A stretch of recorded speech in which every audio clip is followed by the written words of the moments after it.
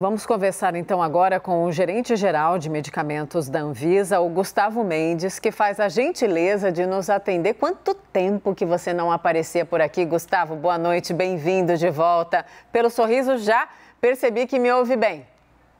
Ouço bem sim, Mona Lisa. Muito tempo mesmo, né? Eu venho para trazer sempre boas novidades. Isso é muito ótimo. Bom te ver de novo.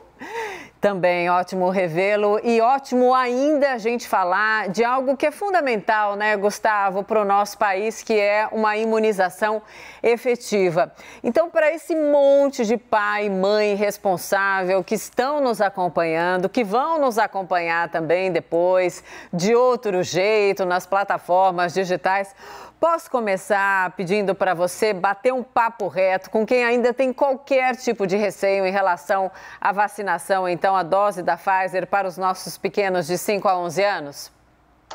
Sim, claro. Bom, primeiro eu queria agradecer até a Raquel Landim pela explicação, que ficou excelente, muito didática e é essa informação que a gente precisa. Sim. Ficou muito claro ali que a dose para as crianças é uma dose diferente e esse resultado é fruto de estudos que foram conduzidos pela empresa.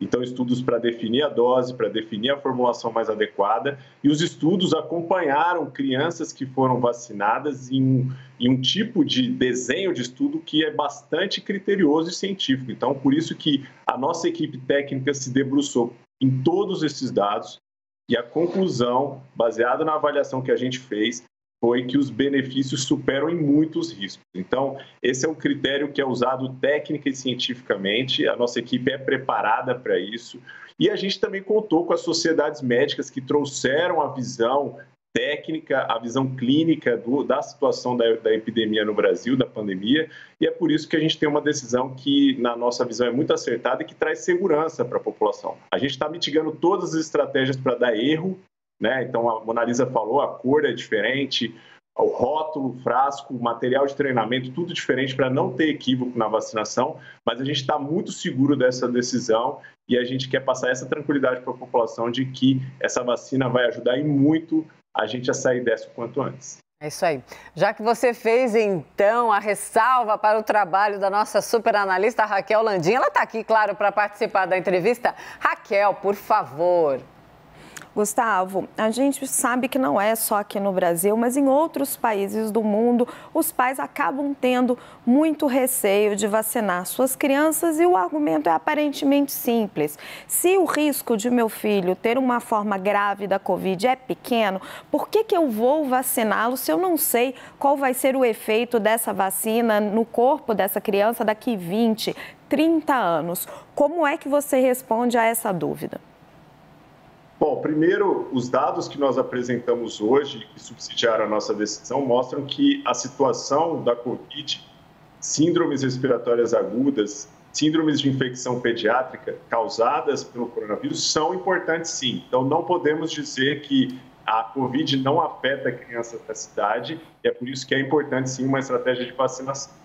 Em relação à tecnologia e essa insegurança, por ser uma tecnologia diferente ou por ser uma tecnologia que aparentemente não foi estudada a longo prazo, esses estudos mostram um desempenho que é bastante satisfatório no que diz respeito à reatogenicidade, ou seja, no acompanhamento que nós fizemos, e nós temos que lembrar que, por exemplo, já temos 5 milhões de crianças vacinadas nos Estados Unidos, temos também o início da vacinação em Israel. Então, isso faz com que a gente tenha uma situação que mostra uma realidade que não observamos um perfil de reações que seja preocupante. Então, por isso que os benefícios superam os riscos e essa tranquilidade que a gente quer passar para as pessoas. Vamos fazer rodadas, então, de perguntas? Já vou colocar a Renata também, aí a gente volta e faz mais uma passagem, então, de perguntas. Renata, por favor, chega na conversa também, minha querida. Gustavo, bem, presidente, hoje foi um momento muito importante que a Anvisa deu essa confirmação, né, da vacinação de crianças. O presidente fez, então, esse movimento na live de falar sobre os nomes dos técnicos, né, porque a sociedade precisaria saber. É impossível não conectar isso com um ambiente que ficou posto na Anvisa das ameaças que a diretoria recebeu justamente justamente por causa da vacinação das crianças. Eu queria que você pudesse, primeiro, dizer um pouco melhor, né, sobre como vocês na Anvisa receberam esse movimento do presidente e se tratando de uma decisão técnica, se esse tipo de informação ele já é de acesso do público ou se ele não é, por que ele deveria se manter preservado? A gente estava até conversando aqui internamente que a gente já passou por tantas situações na pandemia, né? E a Anvisa já foi atacada de tantas formas, por tantas frentes, que a gente acaba criando uma resistência, né? Porque a gente sabe que o nosso foco é técnico. O nosso trabalho é um trabalho científico com base num conhecimento que foi desenvolvido e compartilhado com especialistas renomados, com cientistas que estão trabalhando duramente nessa questão. Então, por isso que a gente tem muita segurança sobre a nossa decisão e muita tranquilidade em todo esse material que está disponível sobre essa aprovação, né? Nós tivemos o envolvimento de uma série de pessoas nessa avaliação, os diretores, especialistas da Anvisa, e nós deixamos muito transparente as informações relativas à aprovação. Todo esse racional a gente tem colocado nas nossas páginas, no nosso site. Então, é uma informação que é de acesso das pessoas, sim. É claro que a gente não quer que isso se torne uma forma de assédio ou uma forma de ameaça a essas pessoas, porque é importante ficar claro, o nosso trabalho é técnico, não tem nada a ver com questões políticas, não tem nada a ver com colocar as pessoas em situação de risco, pelo contrário, o nosso trabalho é para proteger a vida das pessoas. Então, por isso que a gente tá encarando dessa forma. Sem dúvida. E conte sempre com o nosso apoio, né? Porque sim, nós jornalistas passamos a ser a tal alavanca, então, para esse conhecimento técnico. Desde que a pandemia começou, a gente jornalista teve que sair correndo para aprender termos, para aprender situações, para poder trazer vocês, então, os técnicos para falarem de uma maneira mais clara. E a gente está junto nessa questão, né? Na questão de trazer, então, o conhecimento técnico, a ciência e tirar os desvios, né, as deturpações de todas as questões relacionadas à pandemia. Por isso, Gustavo, quero fazer uma outra pergunta para você, que eu considero importante também, de tudo que eu estava lendo hoje, desde que saiu a decisão, desde que vocês estavam reunidos, tem algumas orientações ali para o momento da aplicação, né? Quando isso de fato acontecer. Que está até sendo recomendado um tempinho ali para que a criança seja monitorada, né? Se tiver alguma reação imediata, procurar. Tem essa determinação dos tais 15, 20 minutos pós-aplicação? Ou isso foi ali no calor das discussões? O que exatamente os pais vão ter que prestar atenção quando, de fato, acontecer essa imunização das crianças no nosso país? Gustavo? Analisa, uma das preocupações que foi bastante discutida nas nossas reuniões, e não só com os especialistas que nós convidamos, das sociedades médicas, mas também com as outras agências reguladoras, é o risco de se vacinar com doses distintas, né? A dose de adultos ser utilizada para vacinar crianças, porque a dose de criança é menor, a formulação é diferente, isso tudo pode trazer questões de segurança. Então, por isso que a gente colocou essas recomendações, né? Isso foi elaborado em conjunto da diretoria com a área técnica, para que essas recomendações fossem muito discutidas e divulgadas, tanto na mídia quanto no treinamento das pessoas que vão vacinar, para que a gente não possa ter esse risco. Então, dentre essas recomendações, você mencionou uma que também foi uma recomendação que foi bastante discutida, que é o fato de observar se a gente tem alguma questão, alguma situação que possa ser preocupante com crianças. Porque a gente sabe que crianças muitas vezes podem ter alguma resistência ou medo, né, de se vacinar. Então, é importante fazer um acompanhamento, mas no perfil de reatogenicidade que nós observamos nos estudos, nós não encontramos nenhuma situação preocupante ou nada que possa se reverter em um risco para as pessoas imediatamente após a vacinação, além do que a gente já vê que é dor, além do que a gente já vê que costuma ter, às vezes, febre, essa fadiga, né? Essas reações que são mais comuns quando a gente injeta o imunizante. Então, assim, não é nada que possa levar a alguma preocupação específica. Ótimo. Raquel, chega de novo. Colocar uma pergunta que muita gente pode ter lido as coisas na internet para esclarecer para a população. Houve um debate muito grande, particularmente no Reino Unido, sobre casos de miocardite, que é uma inflamaçãozinha no coração, me corrija se eu estiver errada, na aplicação de vacina para adolescentes. O que vocês verificaram nisso? Na vacinação de crianças, existe algum risco de um pai que vai vacinar o seu filho e ocorrer esse evento adverso?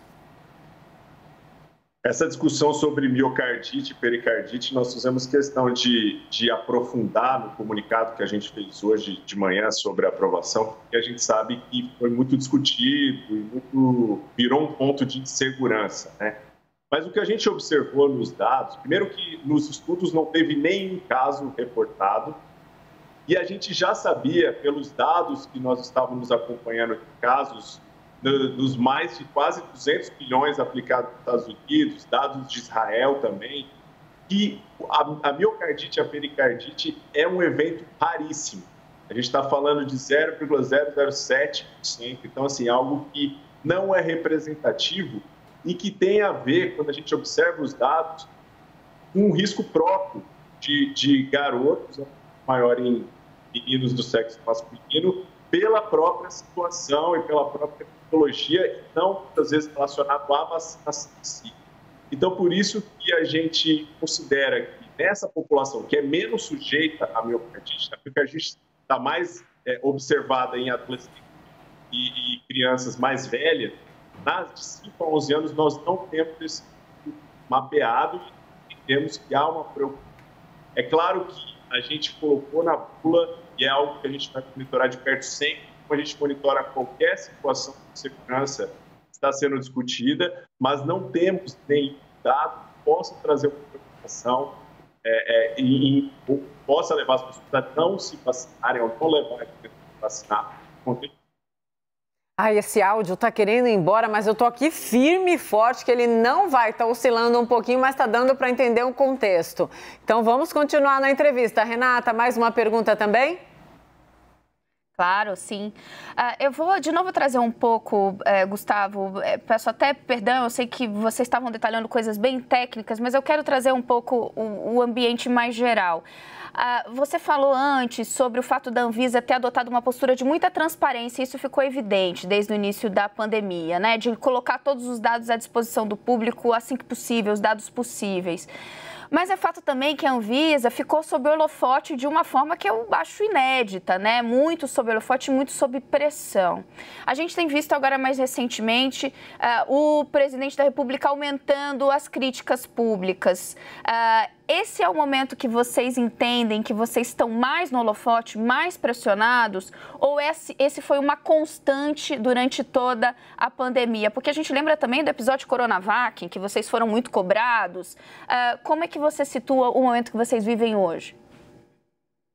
Pois é, então, por isso que eu entendo que a gente, na verdade, não está muito diferente do que a gente passou em toda a situação da pandemia. Eu lembro que eu vim aqui no episódio da Coronavac, na suspensão dos estudos, eu vim aqui quando tivemos o caso da Sputnik, da Covaxin. Então, assim, foram situações em que, sim, tivemos momentos em que tivemos realmente sob holofotes e muitas vezes tendo que explicar nossas medidas, tendo que pormenorizar as nossas ações, e eu acho que isso faz parte do processo, né? Por isso que a gente está conversando aqui, eu estou conversando com os especialistas aqui, a gente está muito tranquilo de que a nossa posição é científica. É claro que a gente sempre está aberto ao debate, eu não acho que a gente também tem que ter uma postura que é indiscutível e taxativa. A ciência é com base na discussão, na construção do conhecimento, mas a decisão que nós tomamos hoje foi acertada e por isso que entendo a situação muitas vezes de dúvida, de incerteza, e a gente está aqui para esclarecer todos esses pontos. Então, não vejo a situação atual diferente do que a gente já passou. O Gustavo, criaram casca, né? A gente cria uma casca de proteção sem dúvida. Gerente-geral de medicamentos da Anvisa, Gustavo Mendes, muito obrigada, Gustavo, por voltar aqui mais uma vez. Não se furtar a responder absolutamente nada, sempre de uma maneira muito leve. O nosso papo, ele é fundamental. Não demore tanto para voltar uma próxima vez. Venha sempre conversar com a gente. A turma da noite agradece. Obrigada, querido. Muito obrigado, bom trabalho aí para vocês, Mona Lisa. Para vocês também, fiquem fortes, não esmoreçam, estamos juntos sempre. Obrigada.